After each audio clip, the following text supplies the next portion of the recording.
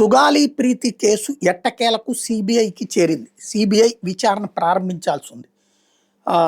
ఏదైతే ప్రభుత్వం దగ్గర ఉన్నటువంటి మెటీరియల్ అంతా సిబిఐకి ఇవ్వమని చెప్పేసి మంత్రిత్వ శాఖకు సంబంధించిన కార్యదర్శి ఆదేశాలు ఇచ్చారు. ఒకప్పుడు జగన్ టైంలో కూడా సుగాలి ప్రీతి కేసుకు సంబంధించి సిబిఐకి లెటర్ రాశారు. సిబిఐ రాలేదు, అది పట్టించుకోలేదు. అది వీళ్ళు రాశారు కానీ జీవో ఇచ్చారు కానీ ఆ జీవో తీసుకుని వాళ్ళు ఆచరణలో పెట్టలేదు అన్నటువంటి విషయం, వీళ్ళు ఇక్కడి నుంచి పంపించలేదు అన్నటువంటిది తర్వాత పవన్ కళ్యాణ్ చేసినటువంటి విషయం. మేము రాగానే సుగాలి ప్రీతి కేసు మీద ఖచ్చితంగా సిబిఐ ఎంక్వైరీ చేస్తానని చెప్పుకొచ్చారు. అయితే ఎలక్షన్ అయిపోయాక పట్టించుకోకపోవడంతో సుగాలి ప్రీతి తల్లి 3-4 సార్లు పవన్ కలవాలని ప్రయత్నించినా కలవనివ్వలేదు అంటూ ఆగ్రహం వ్యక్తం చేయడం.